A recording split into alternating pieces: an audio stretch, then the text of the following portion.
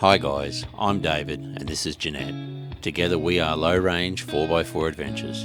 For the last few years we have been doing some epic trips to amazing locations across Australia. Subscribe and like our videos and hit the notification bell to join us on our adventures. You can also find us on Facebook and Instagram.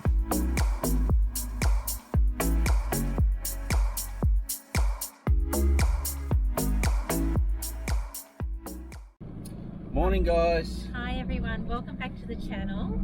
This is part 2 of our Queenstown to Hobart videos. Last week, for those who watched, you would have seen that we stayed at Lake Burberry and we travelled over to Lake St Clair.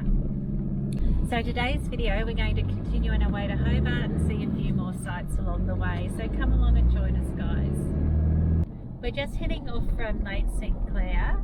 We had, that was quite a nice walk this morning, probably took us 2 or 3 hours. I didn't really take much notice at the time.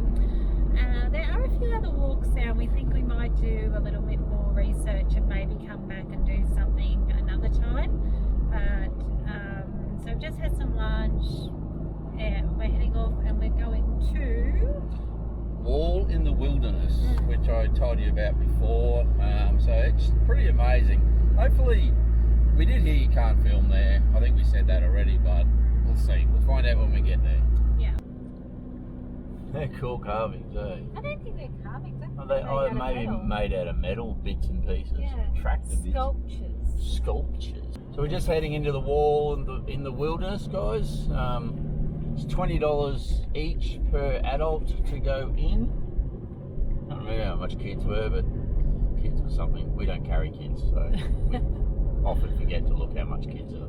It's only like a couple of k's from Derwent Bridge. Yeah. Heading towards Hobart on the left-hand side. It's a fairly small sign. Okay guys, so we just walked up to the entry and it's got a sign on the door, no cameras. So I'm just going to pop the cameras back into the car, but this is basically the shed that the wall is in. So even though we won't have any footage, we'll be able to sort of give you a bit of description what's in there. A little bit disappointing, but you got to respect people for, you know, it's their place and what they want to do. So we'll go through and have a look. Okay guys, so we just finished at the wall. I would say that is well worth stopping and having a look at. You can't take phones in there or cameras or do any filming at all, which is fine, but it's $20 each and the detail in what he has carved is incredible. So basically it's a wall, 2 sides, so 1 meter, the panels are 1 meter wide by 3 meters high, and he's I guess it's like a history of... It is a history. It basically depicts from the Aboriginals right through to, you know, like all the early times, right through to the hydro scheme starting, all the hardship of building the hydro and the roads, and it's actually quite incredible. Yeah. So something that I noticed was the detail in some of the sculptures. Yeah, sculptures that he'd done. Like a guy working and you had the veins on his arms, the horses, the fetlocks.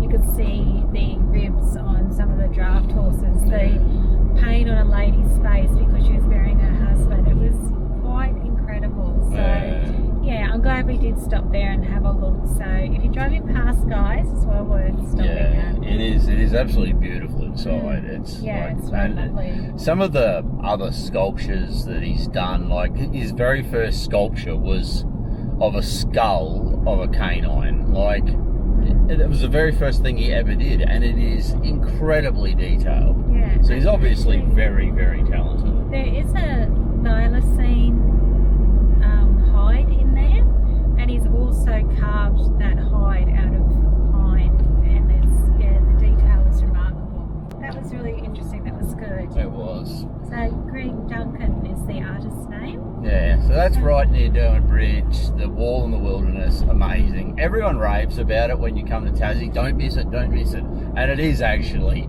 quite incredible. Yeah, so you can see why people say to go there. Yeah. Alright, well we're heading along the road now. We are going to find ourselves a lovely little spot on a lake somewhere. There's so many lakes between here and Hobart, but we're just going to have a bit of a wander towards a couple that I've had a look at on wiki camps that look nice. And will it be a lake? Yeah, will it actually be a lake? Will there be water? Yeah. No, the ones that we're heading for look like they've got plenty of water in them in recent photos, so yeah, we'll go and find somewhere lovely for the night. Oh, another echidna. So cool. It's funny, in on the mainland, people say, I've never seen an echidna, you know, and down here we've seen them everywhere. They're just everywhere. And we've got really close to them too, without them thinking that we're stressing them too. No, so that experience. That little guy today, he was like... He was the boss. He took no notice of us whatsoever. No. He was the boss. He wasn't the least bit concerned that I was right there, you know.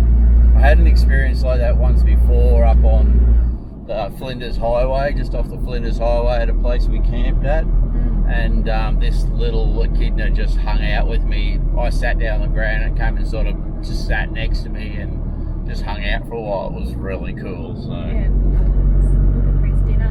Looking for his dinner. Yeah, he was hungry. He didn't care about you. Yeah. Alright, let's go find the campsite. That's it. Hey you, I saw you from the distance. Hey you, can we talk? Hey you, I think you're my subsistence. Oh, there's a campground over there. Oh yeah, when you get there. And now, I lose my own side, my love. So we've just turned off the Lyell Highway at Queenstown. We're going in along a dirt road, about 8 k's, to a place where there's the timber pipelines, the old timber pipelines. This one's still in use, I believe, and it's the largest timber pipeline in the southern hemisphere. So pretty impressive. So we'll go and have a bit of a look at that. This is the timber pipeline, guys. It's like the largest timber pipeline in the world, or southern hemisphere, I believe. So that's all timber, like a Jeanette said, it's like a keg. So, and all those braces all the way around it hold it all together. Pretty amazing. It's been here like nearly 100 years. So I think the 1930s it was built, or up to the 1930s somewhere. There's way the buggery down there, and over this end it goes into a hole in the hill, underground by the looks of it. Hey everyone, we haven't come very far today. We've just been through a couple of towns and we decided to pull up in Hamilton. It's got some really lovely old buildings.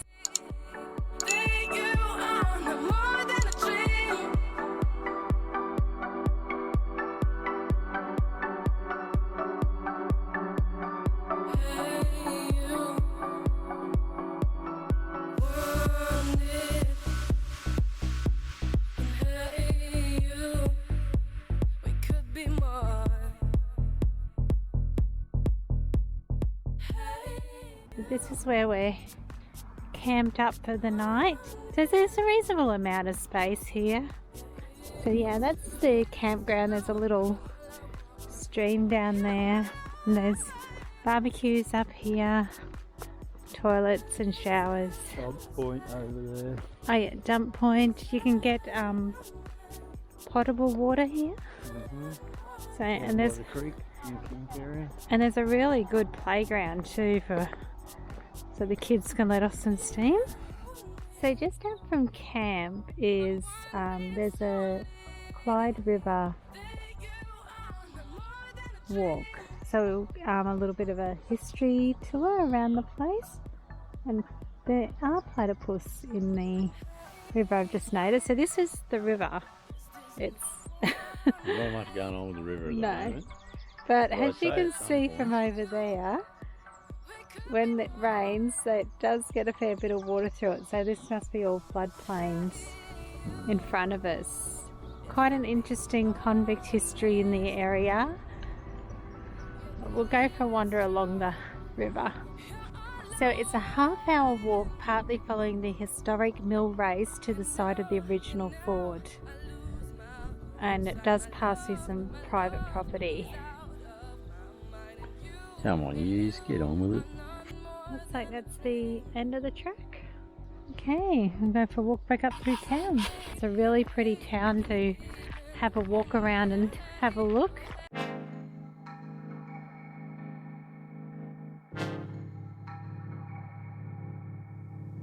I don't wanna waste time. Well, remember tonight I found something here with you. Running by the roadside, wait up for me. I'd go anywhere that you do.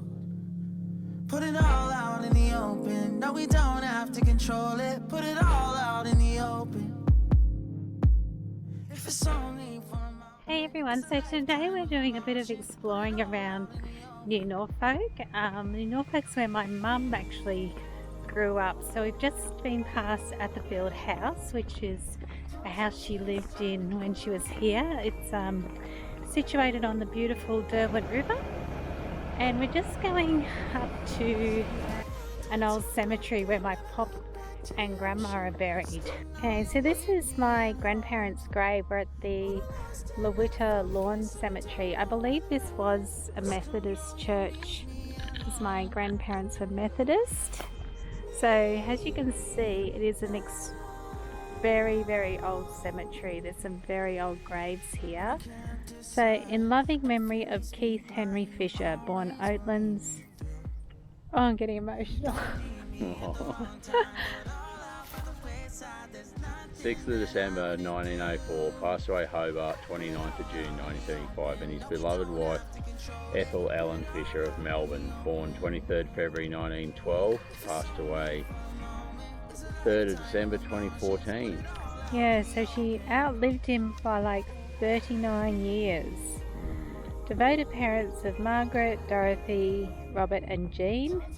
Sadly, beside Grandma and Poppy's grave is my uncle's parents' grave. I believe they died in a car accident. They both died on the 9th of October 1971. Reg and Isabel Daisley. So this is really interesting, guys. Just had a glance at this grave here. Near this spot was laid to rest Betty King, the first white woman to set foot in Australia. So it looks like she arrived on the first fleet on the 26th of the 1st, 1788. Died the 7th of August, 1856. Fellowship of First Fleeters. Wow. That's pretty incredible. This is St. Paul's Uniting Church. This is the church that my parents got married in a long, long time ago.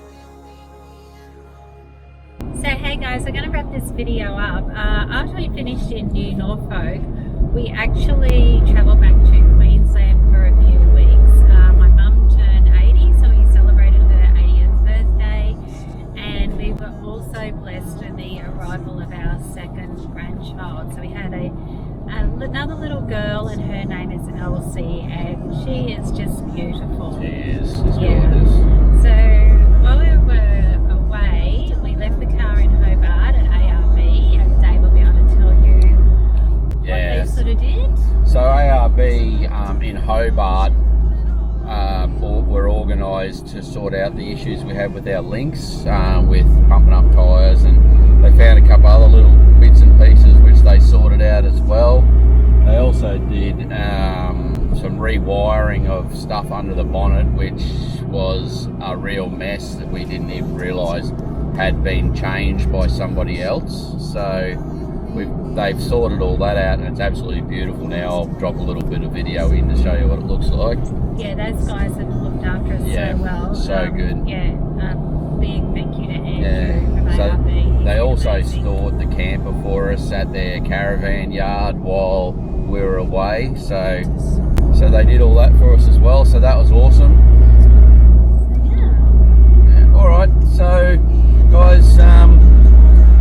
again, please subscribe if you haven't.